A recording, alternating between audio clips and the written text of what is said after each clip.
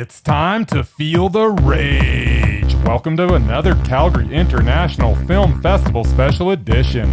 As usual, I am here with Jim. Hello, Jim. Hey, hey. And a very special guest lead programmer for CIFF, Brenda Lieberman. Hey, Brenda. Hi. So, with the introductions out of the way, let's rage on. Let's rage on. Brenda, thank you so much for making this time with us. Can you maybe just tell us a little bit about what CIFF's got going on this week coming up next week? Oh my gosh, there's so much going on. So we've got, I don't know, there's got to be over 90 films that we've programmed now, and it's a mix of in cinema and online. So there's going to be a lot of options for people. There's films that are online only and some that are in cinema only, and then others have kind of the combo. Wow. So that's there should be something for everyone too in this festival. Something for everybody. So Absolutely. Are there going to be some great filmmakers like we usually see from CIFF showing up to surprise us? So we're not really encouraging filmmakers to come from out of town. We've got all the local filmmakers who are going to be at the cinema with Q&As for their screenings. There's about 10 of those. Wow. And then there's a Canadian film called Hazy Little Things that has the director and lead actress, writer, producer, Aaron Carter joining her as well. They'll be here for that. So they've got a connection to Calgary and Alberta, so they wanted to be here for the screening. So that one, and maybe one or two others are going to have as well. But other than that, it's a really different year. This has been a big adjustment for everybody. Yeah, different look this year for sure. Yeah. Yeah. All right. So what was the movie that you were most excited to program this year? There had to be one that stood out. God. Just one. You can give me two or three if you want. I don't know. This is hard. Like I programmed a lot of films this year because we had to downsize. So I programmed all the world cinema, all the Canadian, and the late shows. So I have a lot of favorites in the lineup. Whoa. Yeah, it was busy. And you know, some are genre films. I don't know if you have like an area you want me to dive into, but some of my favorites are.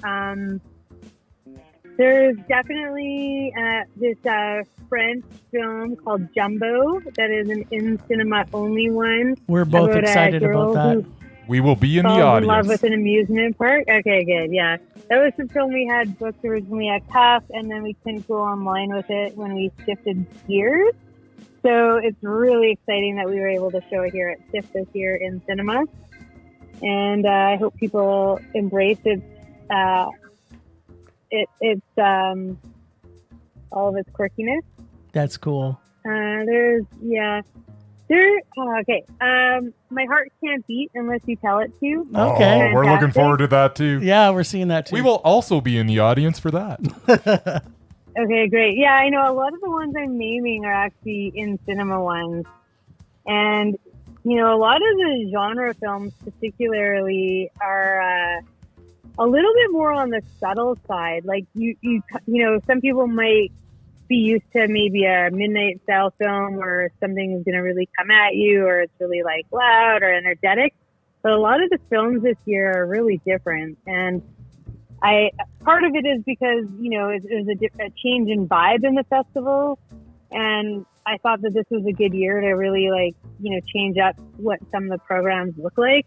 But a lot of these films just have taken some really bold chances in storytelling and like style of filming, and they're just really solid films on all levels, that to the point where we almost didn't know which series to put things in. Wow. So yeah, so like you could almost take away the late show title or like the Canadian and whatever, and we've kind of lumped things into official selection this year in competition. So depending on what you're looking for, it's kind of better to sort by like genre or tag. Yeah, but I love those films.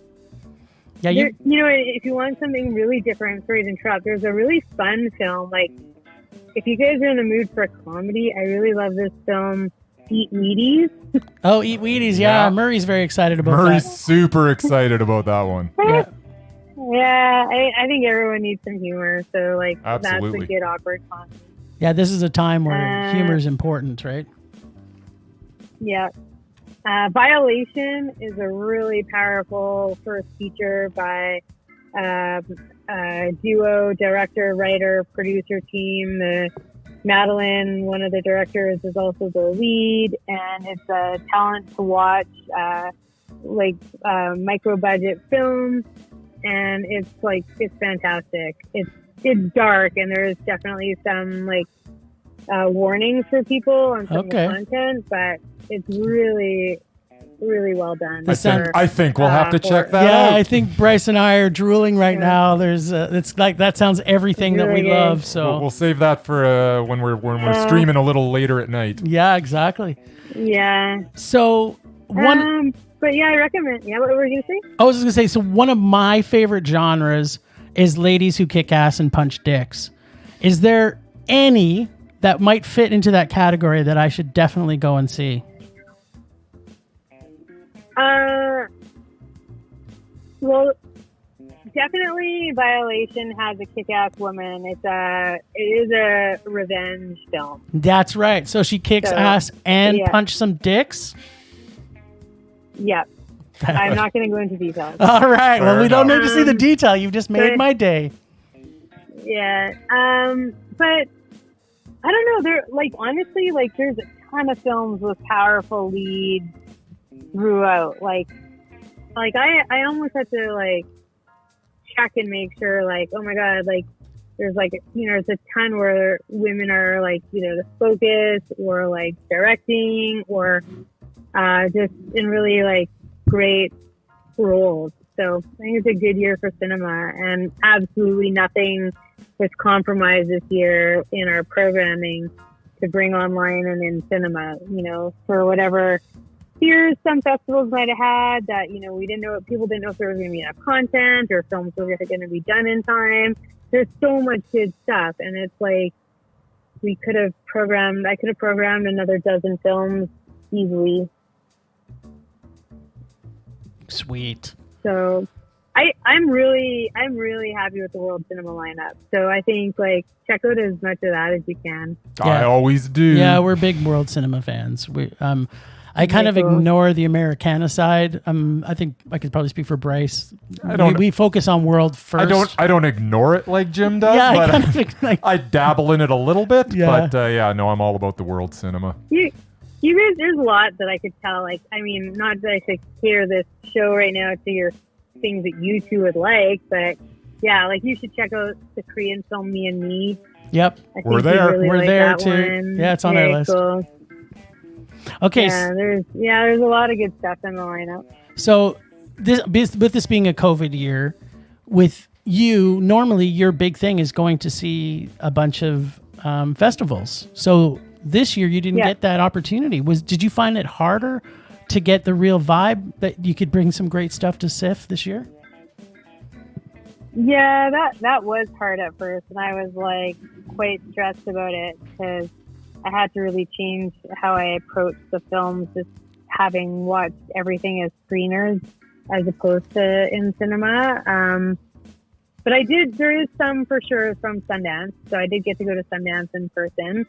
And a lot of those films still carried around this year just because of obviously release dates changing. Yeah. And I did participate in a couple of online festivals. So I did get a pass for Cannes and a couple others. So yeah, there's still been ways to do it. It's not the same for sure. Just gotta adapt. But yeah, you just gotta adapt. And I don't know, I kind of just changed it up quite a bit. So I'd watch a series of Canadian films, and then if I felt like I was getting fatigued there, then I'd go to World, or then I'd go to late shows. So I did kind of try and keep switching it up and going back and forth. So during the festival, a lot of people, obviously, you're kind of the face, in my opinion anyway, of CIFF at the festival too, as well as being the lead programmer. What is a day in the life of the lead programmer happen at the festival? And it's a B part question is, where do super fans get to view Brenda during the festival most of the time, you think? Well, it's going to be really weird because we've pre-recorded all of our intros this year. Oh. So the only intros we're doing in cinema are for the local films, and then the Q&As. And yeah, we're just kind of, so I don't know where we're going to kind of have that. I think, like, you know, if some people wanted to do a meetup and sit at a patio or something between films, or, you know, something like that, that could be fun. But yeah, it's going to just, you know, the vibe's going to be a little bit different in that way. So does that mean you're going to get to spend... I'm going to have to find out that means you're going to get to spend more time actually enjoying the festival around you think? Or are you still going to be working 24 hours a day like you normally do? Well, I'm not 100% sure yet. Like, we're kind of trying to figure out what it's going to look like for staffing during the festival. So whether or not we'll be on site and observing, or working from home and just troubleshooting and dealing with emails and stuff, or, you know, or whether or not I'm going to actually have a bit of downtime during the festival to watch a few movies that I hadn't seen, because Brian programmed all the documentaries and the American Indie. Okay. And Adam programmed the short. Oh, okay. So, yeah, so that's kind of how we were divided this year. So there's some, like, you know, that fall between. So, you know, there's a great Canadian-American co-production called Shiva Baby that Brian and I, you know, both sought after. So there is some that are, you know, we both kind of worked pretty hard to bring to the festival, but there's a lot of films I haven't seen yet. So if I get a chance to watch some of the films Brian's programmed or Adam, that'd be great. Yeah, that's it could be your year to actually be able to breathe and absorb the festival in a different way, right? Yeah, possibly. So, and I'm actually really curious to see how this hybrid goes. Yeah, like it's. I think we all are. Yeah. I really want people to, like, you know, get used to going to cinema again, because that's what we've been preaching every week. Let's get some butts in the seats out of there.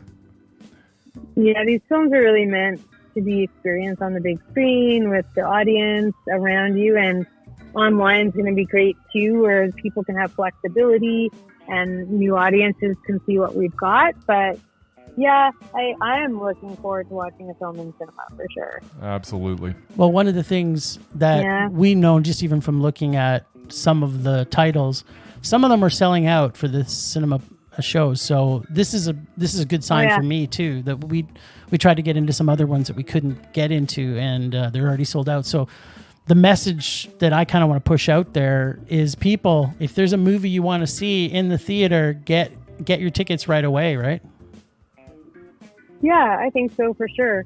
And, you know, do what makes people feel like what everyone should do to make themselves feel comfortable anywhere, right? So, you know, you come with your mask, and you know, you get to pick your seat online where you want to sit, and you could, you know, get a sense of how busy the screening is going to be or not. But yeah, I feel like it's going to be, you know, it's going to be good. So we've eaten up a lot of your time tonight, and I know as festival season gets closer, you're going to be even super busier. So we really want to thank you. But if there's one thing that you want people to know for this festival, what is that one thing you think that everybody should know? Well, I just really recommend people to buy a bundle. Yeah. I think people should just, you know, buy a 5-pack or something to start with. Explore a few different options that maybe you wouldn't have before. And it's always good if you're going to watch at home to try and test your devices out ahead of time. We've got a way to do that on our website. You know, there's an opportunity for you to, like, you know, to get a chance before next week, check what your Chromecast is, or Apple AirPlay, or whatever the heck it's called, or, you know, what device you're going to use to watch things on, because you just don't want to like, you know, sit down and feel frustrated in any way, and like always, not the way to go into a movie for sure. Get that stuff taken care of ahead of time. Yeah. No, yeah, exactly. So that's what I recommend, because I know personally, like, I'm not the greatest at doing that, and I get I get frustrated. So we've tried to put some options in place for people to figure out how to be prepared for streaming online. And so I just recommend people check out a handful of films at least, and tell a friend that's maybe not been a part of CIFF before to experience it for the first time. You might reach a whole new audience doing it this way too. You never know. Yeah. This might reach a whole bunch more eyes. Let's hope that it does. And this is obviously and like my parents are in what? Go ahead. No, go. What you say? Oh, I was just gonna say, like, my parents are in Edmonton, and they're like so excited because they're like, Absolutely, yeah. we can watch. And my mom's got a book club, so she's like, tell me all the films that are based on books. Like, Nice. I want to tell all my friends, So that's exciting, where we get to reach a wider audience just provincially too, and we're doing Saskatchewan and Manitoba, so that's something to look forward to. Silver linings. Yeah, I mean, this could be the biggest numbers, because if Saskatchewan and Manitoba, who didn't want to drive here, now they can see a lot of these films online. This is a great thing, right? Yeah, I hope people check it out from there for sure. So I'm sure they will. I'm looking forward to seeing how the festival goes, and I can't wait for you guys to tell me what you like and don't like. So we will. We will. We're going to be reviewing it every day. So. That brings us actually to the plug part of this, which is everybody should go to ciffcalgary.ca. And is there anywhere else that people should look to find anything you want to share, Brenda? I'm not sure about all the handles that we've got. Sorry, but I'd say go to the website, as you said, ciffcalgary.ca. You can link to our YouTube page to watch the different trailers. You could go to our Twitter and our Instagram, and our marketing team is posting lots of fun stuff for you to get familiar with the films. And two, we're also releasing new trailers all the time as we find out about them from these new films and filmmakers. Yeah. So we do add to the collection. So definitely check it out. Perfect. Awesome. Sounds like a lot to look forward to. Yep. Well, thank you so much. This has been a special CIFF edition, or CIFF Calgary edition of Film Rage, where we've had the fantastic Brenda Lieberman, lead programmer for CIFF. And check out everything at filmrageyyc.com, where we're going to be following CIFF through the entire festival. Check out our podcast, which is playing everywhere. Thanks to everybody that's listening, and thanks everybody for getting your butts in seats. We need to support these theaters, and we need to support our festivals. So that's it for this week, at least for today, with Brenda. Brenda, thanks again, and we look forward to seeing you at the cinemas. Thanks again. Rage on, everybody. Rage on.